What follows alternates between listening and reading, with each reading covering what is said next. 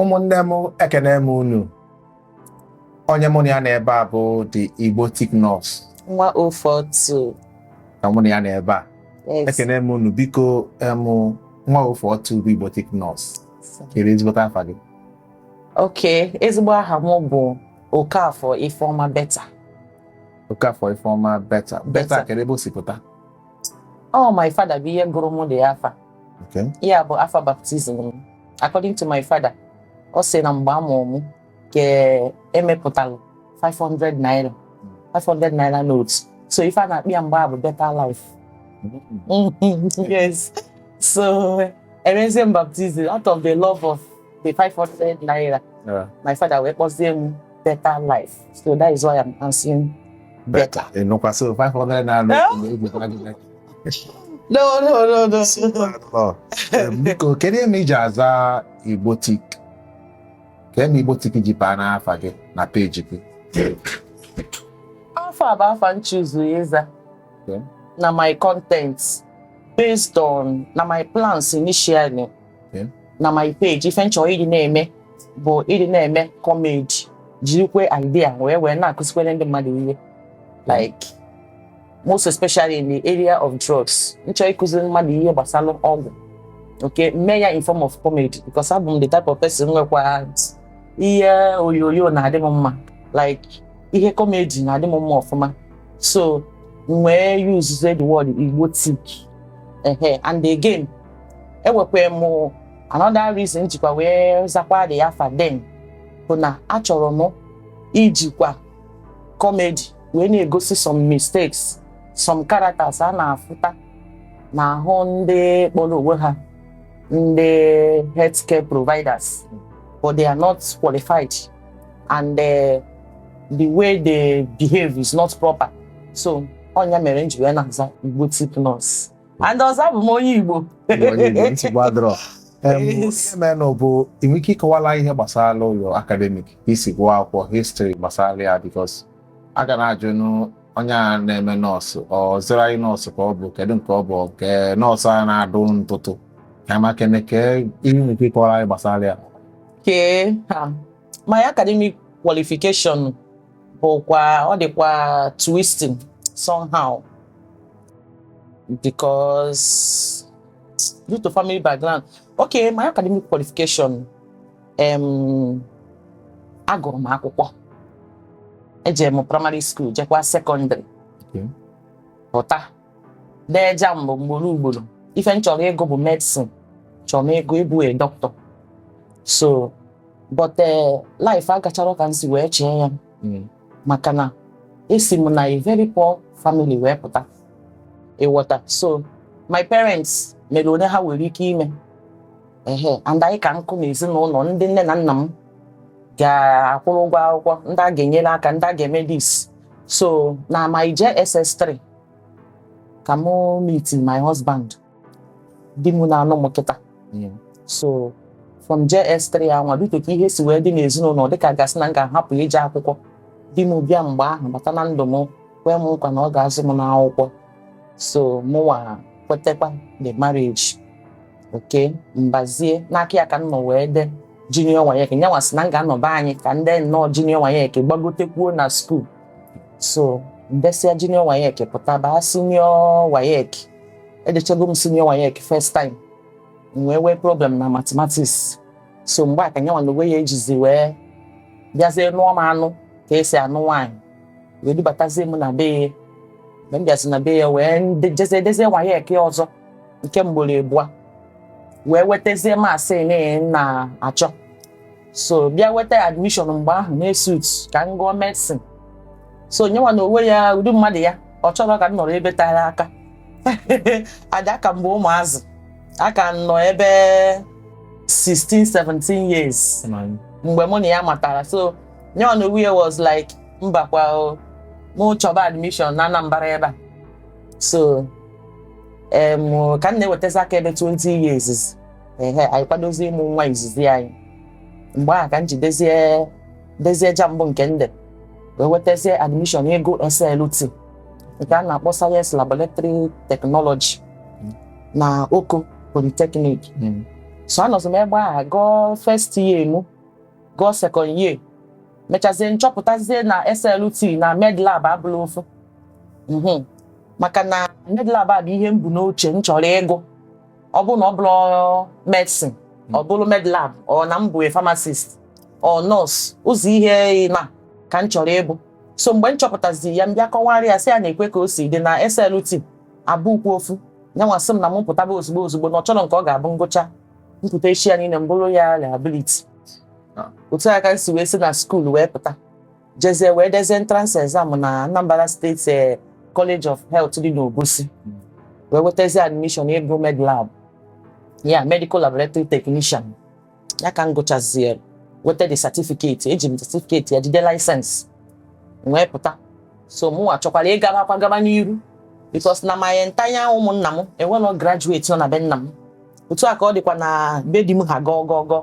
ọ bụrụkwa ụmụnna mana n'ime befa so my husband according to him o were passion for education mana nya nwere opportunity ịga based on na mme ya mụrụ ụmụnnekwu so o nwere onye ji njari ọ bụrụ na nne na nna ya ewere ego izu ya nọ na nwere onye ga-eji nja ya so nye nwa wee fọrọ ntutu taa na onye ọbụla ya ga-anụ ga-abụrịrị graduate so ndị graduate ya nya mekọrọ ihe ọ dabara ọlọfa so ọ bụrụzie mmụọ nye nwasịzie ọnwụ na graduate ahụ ọ chọrọ na m ga-abụ ya so otu a ka m si wee pụta wee jee chọba admission wee weta dekweja mgbe ọzọ wetezi admission na Anambra State University nwere so ihe m tinyere ebe a bụ pharmacy mana ife ya emu bụ microbiology wee gụọ microbiology na second year kwa ka m nọ my husband si na ọ chọrọ nke a no mu je try kwa nursing because all this while I've been writing entrance exam to nursing school. I'm not getting it because they combine family, marriage, all those things was not easy for me then. So, message I know na that you be anwa. Na edekwe entrance exam other nursing school. We wetezi admission na Iye Mission Hospital Gudi. Ego nursing, midwifery, basic midwifery. So, go chazia midwifery we papa. Go nursing. Jeze mi ha na-akpọ post basic nursing. Oge nke anyị ka post basic nursing na-ewu. Mana kịta ha ncha niile bi ya na-akpọzi ya bụ College of Nursing. Ịbago iya agụkọ ha ncha ọnụ wee pụta. Mana oge nke anyị bụ ịgwọ nke a 3 years pụta wee banyekwa. So that's post basic nursing a ka m gụchazi na College of Nursing adazi nnukwu wee pụta. Wee bazie mana before mbanye ije mee basic nursing post basic nursing nke nje na adazi nnukwu je eme ebu m ụzọ weta admission na National Open University ime BSc nursing so oge anyị banye anyị abatago abịazie kwube na school si na nursing council si nurse ọsọ ndị ji RN ya registered nurse bụ ife na-eweta direct entry na National Open University. So na ndị midwifery, ndị ji sọsọ midwifery adịrọ qualified iweta admission. So they now say you should quit. Maka na ọ bụ na ya quit so na ya man graduate. And mgbe a na-ekwu ife a mụnwa nọzi 300 level getting to 400 level then. So the thing ugbu m ike amara m ihe m ga-eme mgbata akọkwalụ dị m si ya nyekwa ka o si wee dị. Ọ sị m ka ihe anyị chọrọ ka ime nsị ya na wepụ any other option na-abụrụ mụ wee chọbakwa admission. Ka m baa school ka m gụọ basic post basic nursing nweta RN na awa na-ekwu so that before na-eru mgbe m ma graduate ka m jide ihe ndị nke a ka ọ ghara ịbụ ihe ga-kwụsị m ịba school graduate.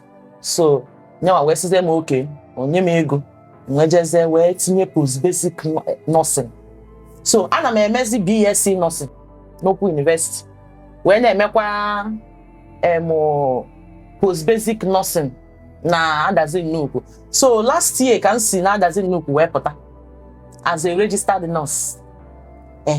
So presently anọ m na my 500 level first semester na Open University. So looking up na by November this year ana m achị aka ihe gbasara nursing education. Are you serious? Okay, though enwekwa m plan so echikwa m ga-ejekwa mekwa masters mekwa m ga-agụgide ya egulu ebe ọbụla asị na a na-agụ. Ịnụkwa?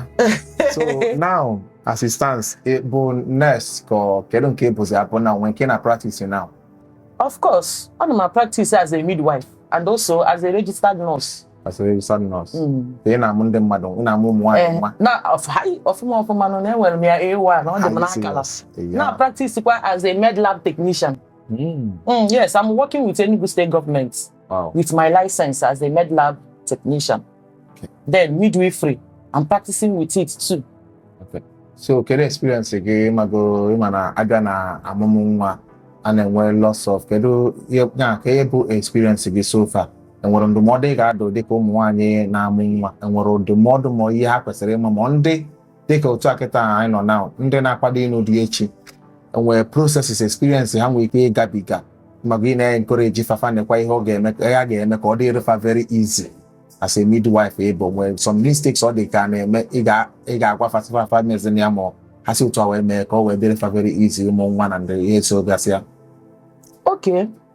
Asị m kwube ihe m ga-agwa ụmụ nwaanyị ka nkụ orika mana o nwere ofu point ọ na-abụ mfụsị ebe ọ na-akọs dangers ebe ọ na-eme ọtụtụ ihe na-emebisi ihe na-achọ ka nna agwa ọ bụrụ ọsọsọ ụmụ nwaanyị dị ime ụmụ agbọghọ gọngọngọngọm dịka nwa agbọghọ ị kwesịrị ịma ihe a na-akpọ rhesus factor gị. Ihe a na-akpọ rhesus factor bụ mgbe ahụ iji enene blood group gị o nwere plus ma ọ bụ minus na-adị na blood group gị. Inenesia blood group gị jee n'ụlọ ndị enenesie gị n'anya na nke gị ma nke gị ọ bụ minus ka ọ bụ plus. Ọ bụ na nke gị bụ plus whether ma ọ bụ A plus ma ọ bụ O plus ma ọ bụ B plus or AB plus iwe ha nsogbu n'ihe gbasara ịmụ nwa. Okay? Mana ọ bụ na nke gị bụ minus ị ga-aka nwa alụ make sure fụ na nwoke ị ga-anụ ga-abụkwa nwoke nke ya bụkwa gịnị minus. Mana ọ bụrụ na ị fall go in love ọ wee bụrụ na onye fall in love with bụ onye nke ya bụ plus mana nke gị bụ minus o nwere ife a na-akpọ logam anwa bụ ihe ọgwụ a na-agba nwaanyị ma ọ bụrụ na ọ mụcha nwa izizi ya whether ma iwe miscarriage whether ma chere ya chịchịpụta ya ma iji operation wee mụ ya as far as na ịdị gị ime adị ọ bụ na nwaanyị dị ime that blood anwa ọ bụ na that baby anwa ọ dị ime ya bụ ọbara mpanye anwa bụ plus ka o bu wee bịa. That ọbara anwa ga-esi through placenta baa n'ahụ nke nwaanyị jee fọm ife a na-akpọ antibody. So ọ bụrụ na iwe miscarriage ma ọ bụ mụọ nwa ma ọ bụ were operation mụọ ya ị kwesịrị ka agba gị ọgwụ a na-akpọ logam agba gị ọgwụ anwa so that ka ị ghara ịdị sensitize ihe ndị oyibo na-akpọ sensitized maka na ọ bụ na agbarọ gị o wee gafee 72 hours ịdị sensitize o wezi nwa ọzọ ị ga-adị ime ya bụ nwa ọgwụ di gị anwa bụ ọbara di gị wee bịa ga survive sọsọ nwa ị ga-adị ime ya ọ survive ọ ibulu ya n'ime ose mụọ ya bụ sọsọ nwa bụ ọbara ngị nwa bụ negative maka na ọbara anwa nke si na nwa nke anwa pụrụ apụ maọbụ nke ịmụrụ amụ wee cross placenta bata n'alụ gị ọbara anwa ama nkwelọ ka nwa ọbụla ị dị ime ya sitere n'ahụ di gị ka nwa anwa dịrị. So ọ bụrụ na ị bụ nwa agbọghọ ị chọrọ ị na-ezogodo ezo ka ije wepụ afọ ime make sure fụ na ịma blood group gị maka ịmala blood group gị mala ya rhesus factor ọ ga-enyere gị aka ọ bụgo na o nwere ka isi ji ije nworo agba gị ọgwụ ga-egbochi ihe ga-abụ ịpụta echi niile baa na be di gị ghara ịdị na-ebe anya m. Ọzọ bụ nwaanyị ọbụla dị ime kwesịrị ọ na-elute 36 weeks ọ jee echeke enyi ha na okwu mkpa ihe ga-abụ ka adị sure na ị ga-amụwu nwa na ị ga-achịwu nwa maka na ọtụtụ ụmụ nwaanyị amarọ ihe ndị a amarọ na a na-echeki mara na nwaanyị ọ ga-amụkwa nwa enwere different types of pelvis. Okay? Pelvis nke kacha efevọ nwaanyị na-atụ ime bụ nke a na-akpọ gynecoid pelvis. Ọ bụrụ na iwe pelvis na-abụrụ gynecoid ichi nwa achị ga-afịa gị arụ mana ọ bụrụ na ị mara ihe ndị a ị nwere ike ijekwuru midwife ma ọ bụ jekwuru ya na-ana nwa na-amala anya ilu chịkata nwa ichi onwe gị nsogbu n'ahụ mana ibi n'oge wee mara na ị were ukwu mkpa ị mara na ịdịba ime gidigide na-elu 9 months mgbe a ga-eji wee kupụta ya iluo ijekwuru ndị ọkachamara awa gafe kupụta nwa gị ijide nwa gị jide ndụ gị ịghọtago. Then nwaanyị ọbụla bụ nwaanyị dị ime before ị dị ime ị chọrọ ị na-aba na marriage gị na di gị wee kpaa na unu elugo mgbe unu ga-adị ime ka unu mụta nwa 3 months before ị dị ime anwa ị kwesịrị ka ị na-aṅụ ọgwụ a na-akpọ folic acid. Folic acid a ga-enyela aka prepare your reproductive system, prepare your endometrial walls for the future baby na-abịa. Ịṅụrụ ya 3 months to your pregnancy, then 3 months after pregnancy onye a ga na-aṅụkwa ya. After 3 months ọ kwụsị. Okay? Ọ tabazia mkpụrụ isi ṅụbazi ọgwụ antinatal ndị ọzọ. Or else ma enwere any reason doctor gị ma midwife ji wee sị ya ngwa ṅụrụ gaba. Onye aṅụrụ gaba n'ihu. Mana ọ bụrụ na o nwere reason o kwesịrị ka ọ bụrụ 3 months before ị dị ime ị na-aṅụ ya. Then 3 months after ka ị dịgoro ime ị ṅụọ ya, ịbazie second trimester ị ṅụbazi ọgwụ antinatal gị ndị ọzọ. Ọtụtụ ihe niile ana m akụzikwa ya na peji m. So onye abịakwa na peji m ọ ga na-afụkwa nkụzi. Then ọgwa ndị na-ewetara m ozi na my WhatsApp privately na-ajụ m ihe dịcha agha dị iche iche, ana m asapụ ya ha. So o nwee ihe bụ ajụjụ ma ọ bụ ihe ọbụla bụ ihe na-agbagwoju gị anya dịka nwa agbọghọ ma ọ bụ nne nwaanyị ma nwaanyị dị ime, onye ahụ nwere ike ọ bịakwute m private ọ jụọ ga-asa ya. Nsogbu adịrọ darị nne, ọ dị ka ebe metụrụ aka gbasara ihe dịka nwa agbọghọ bịa ga-ewepụ nwa dịka na iji ewepụ nwa na-ekwesịghị imere gị ihe dị otu a maka na ụfọdụ n'ime fa amara ihe gbasara blood group or the effect rhesus factor dịka esi wekwu ihe onwe ike ịkpata n'alụ mmadụ. Ekene gị niile na nke afọ makwanụnụ na-amụta tenụ na-ajụzi kịta maka na ị na-anya ịfụ na your pattern of content ọ dị ka ife na Facebook ebe akịta onwe ike ụfọdụ ndị mmadụ nwere ike ha ma na-aghọta your content. So now the future and the present now, so na peji gị ịma na ha na-afụta gị n'onwe nke ọ bụrụ na ị ka bụ student dịka isikwu na ị ka na-agụ akwụkwọ, so more of ị na-agụ akwụkwọ then na practice for midwife ọkụ ya isikwu. So na ka ị na-eme now. Yes, ma nursing. Okay, nursing na ka ị na-eme now. So apart from ihe gbasara ịmụ nwa, ọkwa ihe ndị ọzọ gasị a na-amụrụ gbasara gị? O nwee ihe ọzọ, abụ m comedian. Ebe comedian. Ebe ihe fọ mụ ana m egwute egwu. Ụmụ nwaanyị na-abịa antinatal n'aka m, ụmụ nwaanyị niile na-abịa antinatal n'aka m. Ofu ifefa ji wee like ya mbụ na m onye egwuri m egwu. Ana m etete egwu even though na m mara ete mana ọ na-agụ m ka m na-ete. Ịghọta? So a lot of things m na-eme. Then abụkwa m a teacher. Ana m lecture kwa some schools as their guest tutor. All those things. So now dịka ihe gabiga mgbe ijelụ akwụkwọ ma akwụkwọ ka isi tinye akwụkwọ na disappointment enwe ịma ụdị ihe dị otu anyị n'anya ọ bụ na ya sị na ị ga-adọrọ ịma na ọ na-ebu mmadụ aka. So kedu ndụmọdụ ị ga-adụ dịka the future student ndị na-agbagote chọkwalụ iso ịmago sonye bụrụkwa ndị ga-amụkwa ihe dịka ndị ga-ejegago nursing ma midwifery ma any course ọbụla related to health? Kedu ndụmọdụ ị ga-enye onye a ebe o nwere ike inwe ihe mgbobi okwu? Kedu ndụmọdụ ị ga-enye onye a ka ụdị ihe dị otu a ghara ịbịalịa? Okay, enwere m ọtụtụ ndụmọdụ m na-enye ụmụ akwụkwọ especially ndị chọrọ ime nursing. Number 1 ndụmọdụ m chọrọ inye godo bụ giving up is not the option. Na idere WAEC dee ya iwetaghị ya ifiluzie na ịma ndezi dị afọ ka ijeze emebe sales girl maọbụ ka emebe ọzọ. Ịghọta, mụnwa bụ onye na-agwa gị okwu na-agwa gị na m enwego all this academic qualification. Ede m WAEC mgboro na-abụ JAMB ada agụta ya ọnụ, edezuchara m ya mgboro 4. Akọgolu m gị my life na iwefu. So giving up is not the option. Ọ bụrụ na imeme ọ dabahụ nachi ya azụ gụkwa akwụkwọ ọ ga-adaba ọzọ. Ọ bụrụ na ị bụ a student wee chọọ ịbụ a nurse, you want to study nursing na this present country mụ na gị na-abụ nọ, ọ bụrụ na ọ ga-ekwe gị mee, jee dee JAMB pasiti ya, gaa straight to university jee study ya nursing. Maka na pattern nke anyị nwa na uwe anyị ji wee gụ ọ dị afụfụ. Ịgụsịa nke a pụta, ịbanye na nke a pụta. At the end of the day, you will any academic qualification. Mana presently, nursing council emegi awezi ife dịka basic midwifery or basic nursing or basic nursing. Ihe a na-emezi kịta anụ abụ atọnugo ụdị nke ahụ anyị gụrụ kpọzie ya college of nursing. Aside na college of nursing. So college of nursing aha kịta iweta ide JAMB, iweta admission, ịgo ND1 ND2 bazia HND1 yana HND2, after which they said na ị ga-adịzi qualified ị ga-eme post basic studies. Mana asị m kwuo ihe a niile ka bụ ịgba na okirikiri ịghọta ọkwe gị mee gaa straight to the university. BSc bụ BSc. BSc in nursing is BSc in nursing. Mana ọ bụ na ọ kwere gị College of Nursing is still okay. Okay? You can go through it because na nursing council bụ nursing council everywhere. Nursing council bụ the same thing ka ha bụ na College of Nursing. Ọ ha nwa bụkwa ihe na-enyekwa certificate ndị gụrụ ya na university. Mana ihe dị iche gị na onye gara na university ma onye gara College of Nursing bụ the academic qualification. Okay? And again, in nursing, you have to read. Ị ga-agụ akwụkwọ. Ọ bụrụ na ị gụla akwụkwọ, ịgụla ebe ije azụ eje. Ị ga-agụ akwụkwọ, dị ready for it. And they believe na onye ọbụla gụla akwụkwọ ya kwado wala magic a na-eme na nursing. Ọsọsọ ịgụ akwụkwọ. Ife na-afịa dalụ na nursing bụ the admission. Mana ịnweta admission baa n'ime ya.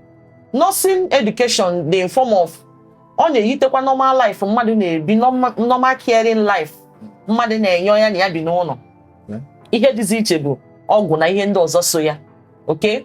So that is it. So gbadoro kedu ndụmọdụ ị ga-enye ụmụ nwoke ndị ma ndị na-akwado ịnụ anụ ma ndị nugoro anụ nwunye ife dị ime maka na one way or the other a ga-enwe ebe a na-enwe fo ịmago asị na man is not doing enough as he should be doing. Ịmago gbasara nwaanyị dị ime na ụmụ nwoke na-anụkwa nwaanyị anụ enwere ndụmọdụ ị ga-enyefa ga-relate kwetu ihe gbasara amụmụ nwakwa for the future. Enwere ndụmọdụ ị ga-enye nwoke gbasara ya. O nwee ihe ọzọ ụzọ ihe adị mmadụ na-aba asị na kedu ka ndị Igbo si ekwu ya na anyịkọ mamịrị ọnụ ọgbọ ọfụfụ. So mgbe ọbụla ifuru nwoke attention nwoke dị n'ebe gbasara nwunye ya enwere some silly mistakes a na-ada eme like o nwere experience nwe na our facility few months ago. Nwaanyị ime megidere ya megide ọbụbụrụ patient ya ebu ya bịa ime megidere ya megide ya wee nene ya wee chọpụta na nwa karịrị ukwu nwaanyị na ọma ngawu.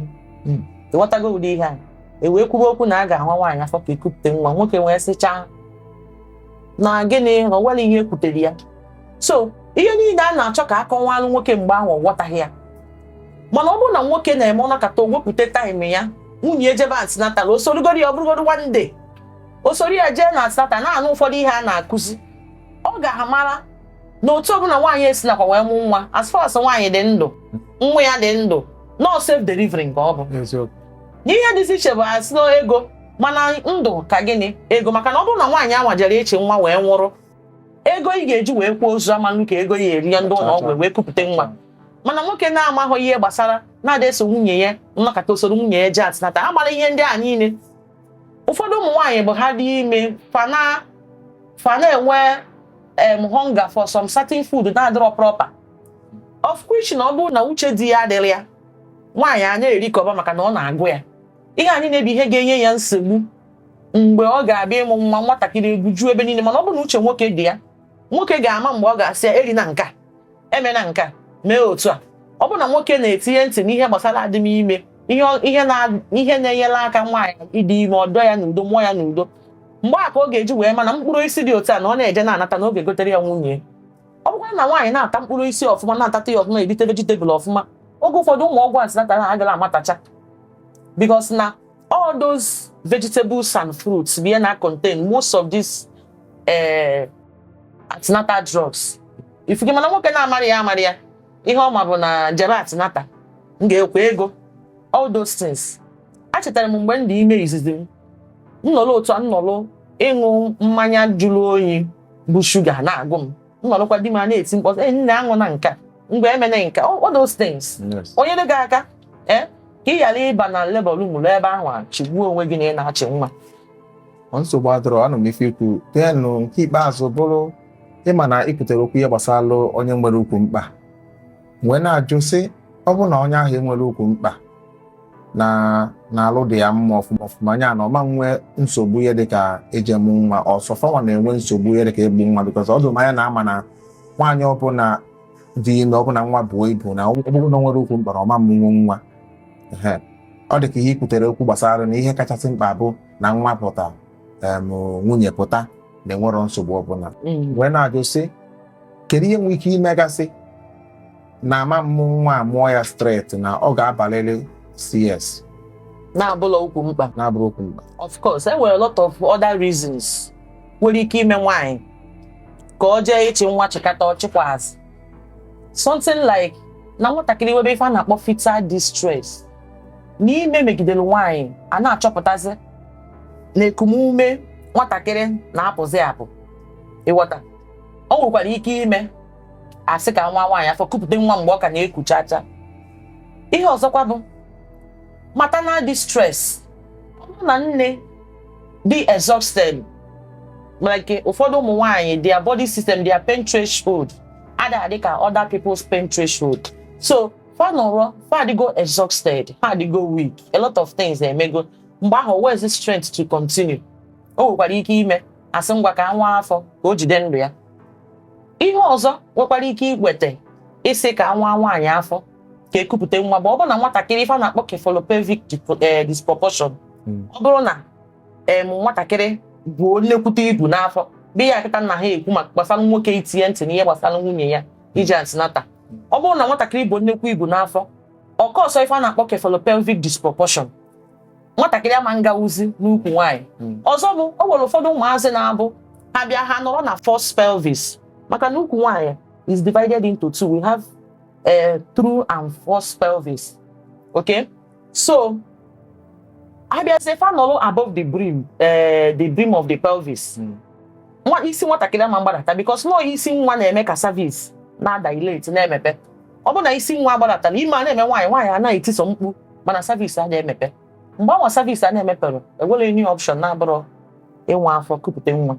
Ihe ọzọ na-akpatakwa ya bụ ife anyị na-akpọ pre-eclampsia in pregnancy. Nwaanyị inwe BP n'afọ ime, o nwere stage ọ ga-abụ oluo. Ọ bụrụ na agbachi nkịtị sị nwaanyị ya jee ichi nwa, olu ebe ahụ ọchịta credit. So anwa afọ kupụta nwa ka ndụ dịrị nwaanyị ma dịrị nwa. Then other medical conditions nwere ike ime ịkpata na ama nche ka nwa luo 9 months.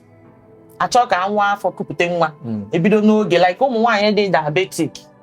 Okay, ma ọ bụkwa ụmụ nwaanyị nwekwara eclampsia na pregnancy, something like that, or pre-eclampsia. Ịma na most times ọ na-affect the fetal growth. So instead of ichebe before ọ na-eru time o kwesịrị ịlụ, o nwere ike nwaanyị enwe ife a na-akpọ oligohydramnios, mmiri nwa atakana mana olubero 9 months. Instead of ichebe ka ụdị ihe anwa ruo anwa afọ kupụta nwa. So ọ bụrụ sọsọ na nwaanyị nwere ikwu mkpa mere eji awanụ nwaanyị afọ wee kupụta ya nwa. Okay, daalụ nne, maka na ihe o jide mkpa n'ihe anyị kọwa bụ na ọ ga-enyere aka ụfọdụ ụmụ nwoke ịma mkpa ọ dị na ha ga na-enebalụ nwaanyị anya na ọ bụ na ọ dị ime. Nke ikpeazụ na ajụjụ ikpeazụ m ga-ajụ bụ dịka ndị na-eto eto, ịmana ọ dị mkpa mmadụ ịmagasị ụfọdụ ife.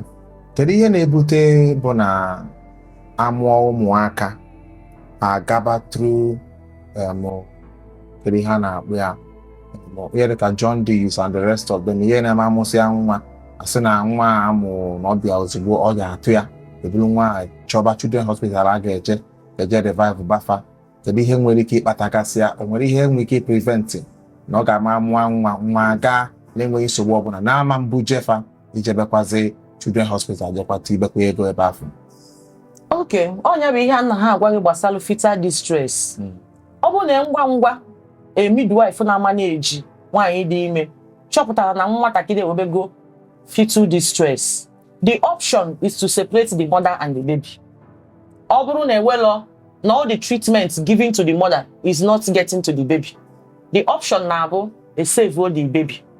Okay, now ọ bụrụ na nwatakịrị nwee fetal distress, like ihe a na-akpọ ya bụ hypoxia, low oxygen saturation n'afọ, amụpụta ya nwa anwa ewebe issue na breathing, webe ife a na-akpọ respiratory distress, and that respiratory distress anwa i nwere any other option na-abụrụ ịkpọrọ nwa anwa jebe na intensive care units, ịghọta, kpọrọ ya nyebe ya treatment.